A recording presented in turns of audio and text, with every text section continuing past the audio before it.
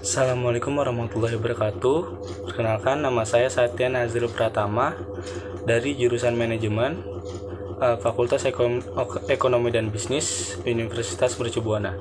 Saya akan menjelaskan tentang upaya meminimalisir potensi pelanggaran kode etik dalam persiapan pemilu 2024. Di sini ada alur penjelasannya. Yang pertama, latar belakang, dan yang kedua, permasalahan kode etik pemilu, dan yang ketiga, potensi yang akan terjadi di tahun 2024, dan yang terakhir adanya kesimpulan. Yang pertama, latar belakang. Apa itu pelanggaran kode etik dalam pemilu? Oke, di sini saya akan menjelaskan sedikit tentang pelanggaran kode etik dalam pemilu.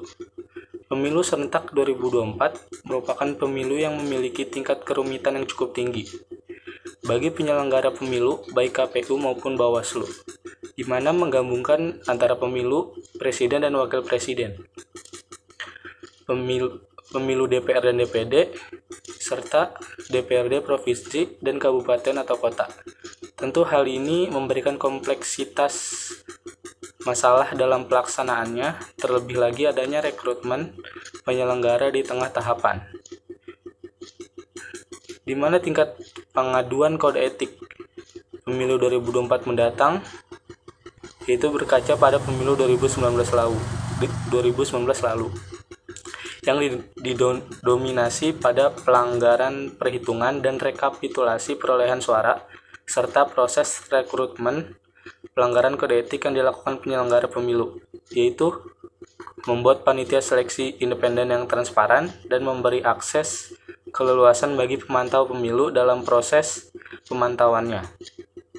Di sini ada yang A, itu demokrasi. Demokrasi merupakan sebuah sistem politik yang memberikan ruang keadilan dan kesetaraan bagi setiap warga negara. Memang sistem demokrasi bukanlah satu-satunya model yang paling sempurna. Namun sejarah dunia menunjukkan bahwa demokrasi memiliki peluang paling kecil dalam menistakan kemanusiaan. Indonesia sendiri adalah warga negara yang menganut sistem demokrasi dengan pelaksanaan pemilihan umum selama 5 tahun sekali sebagai implementasinya. Pemilu sendiri merupakan akar yang sangat dibutuhkan bagi demokrasi, sehingga dalam perkembangannya proses penyelenggaraan pemilu mulai menerapkan standar yang tinggi seperti Global Commission on Election, Democracy and Security sendiri sudah memberikan standar yang tinggi agar penyelenggaraan pemilu di sebuah negara dianggap kredibel. Dan yang kedua itu adanya kepercayaan publik. Kepercayaan publik terhadap pemilu sangat bergantung pada integritas penyelenggara pemilu yang kompeten dengan kebebasan penuh dalam bertindak untuk menyelenggarakan pemilu yang transparan dan akuntabel. Dalam artian penyelenggaraan pemilu yang berintegritas adalah mereka yang tunduk dan patuh terhadap nilai-nilai moral dan etika kepemiluan.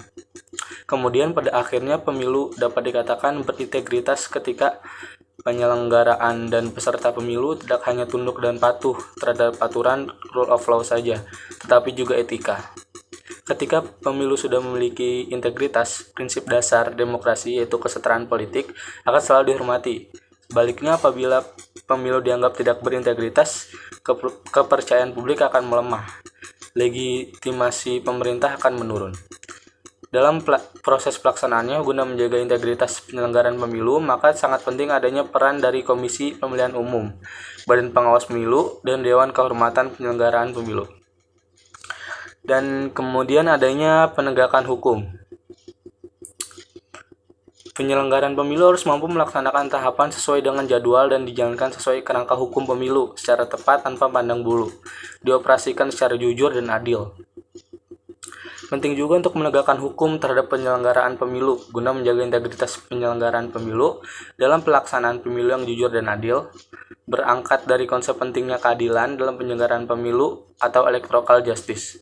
Dalam konsep keadilan pemilu, setiap pihak yang terlibat dalam pemilu seperti peserta pemilu, pasangan calon, tim kampanye, dan anggota masyarakat tidak boleh dirugikan atau diberlakukan tidak adil oleh penyelenggaraan pemilu. Konsep penyelesaian pelanggaran kode etik penyelenggara pemilu dimaksudkan untuk menjaga dan menegakkan kemandirian, integritas, dan kredibilitas penyelenggara pemilu. Banyak istilah lain yang digunakan untuk menguji integritas dalam banyak isu seperti malpraktik pemilu, cacat pemilu, dan lain-lain sebagainya. Kemudian adanya pelanggaran kode etik dalam pemilu. Di sini dijelaskan bahwa permasalahan terhadap penyelenggara pemilu sendiri terkait kode etik banyak terjadi pada pemilu 2019, seperti masih banyaknya pelanggaran kode etik penyelenggara pemilu pada tahun 2018 menerima 521 aduan, kemudian di tahun 2019 menerima 509 aduan. Dari semua perkara tersebut, terdapat 650 aduan atau 63,3%, dengan rincian 319 aduan pada 2018 dan 331 aduan pada 2019 yang layak disandingkan dengan jumlah 2.455 penyelenggara pemilu sebagai teradu. Komposisi antara jumlah penyelenggara yang mendapat sanksi dan rehabilitasi adalah 52,3% dan 47,7% sebanyak 1.770 mendapatkan rehabilitasi, 1.019 mendapat sanksi peringatan, dan 33 orang mendapatkan sanksi pemberhentian dari jabatan, 19 orang diberhentikan sementara, dan 144 orang mendapat sanksi pemberhentian tetap. Kemudian di sini ada data pengaduan dan persidangan DKPP tahun 2012 sampai 2020. Dari data tersebut, secara keseluruhan sebanyak 3.227 atau 44,6% penyelenggara mendapatkan sanksi. Jika melihat hal ini, artinya masih sangat banyak kasus pelanggaran kode etik penyelenggara pemilu yang dapat berpotensi mempengaruhi tingkat kepercayaan masyarakat dalam proses penyelenggaraan pemilu. Kemudian, selanjutnya, di sini dalam keterangannya secara terpisah, Ida Budiati atau selaku anggota DKPP Republik Indonesia mengatakan, mayoritas atau yang mendominasi peringkat pertama terkait pelanggaran kode etik yaitu prinsip profesionalitas. Jadi penyelenggara pemilu masih perlu ditingkatkan kapasitasnya dari aspek manajemennya, kepemimpinannya, pelayanannya tertib, administrasi, pemahaman terhadap regulasi. Berdasarkan kasus tersebut menunjukkan bahwa pelanggaran kode etik dilakukan oleh penyelenggara pemilu dalam pesta demokrasi tidaklah sedikit. Terlebih pemilu serentak 2024 mendatang menjadi tantangan tersendiri bagi penyelenggara nantinya, seperti masalah peraturan yang belum sinkron, misalnya ketentuan pelanggaran pemilu dan mekanisme penegakan hukumnya.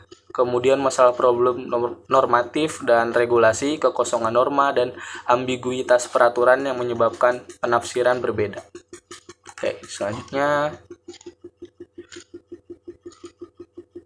di sini ada potensi pelanggaran kode etik pada pemilu 2024. Pemilu serentak 2024 yang akan dilaksanakan pada 14 Februari 2024 merupakan pemilu dengan memilih 5 kertas suara sekaligus, yaitu memilih presiden atau wakil presiden, partai politik, DPR dan DPD, serta DPRD provinsi dan DPRD kabupaten atau kota. Di sini disebutkan jumlah pengaduan berdasarkan tahapan pemilu 2019.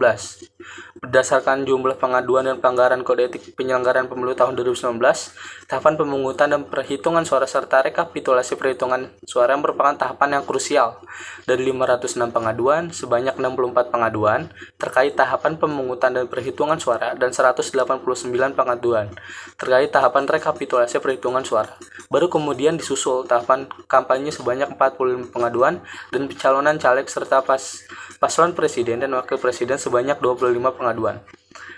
10 hal tersebut memperlihatkan bahwa tingkat kerumitan dalam proses perhitungan surat suara dan rekapitulasi juga dapat berpotensi pada pemilu 2024 mendatang.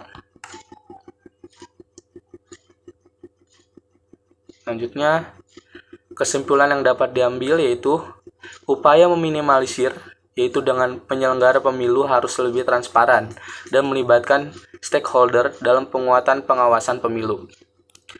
Yaitu cara-caranya seperti dengan membuat panitia seleksi yang independen dan transparan, kemudian memberi akses keleluasan bagi pemantau pemilu, Selanjutnya, memperkuat pengawasan rekapitulasi dan juga optimalisasi transparan dan dorongan pemantauan.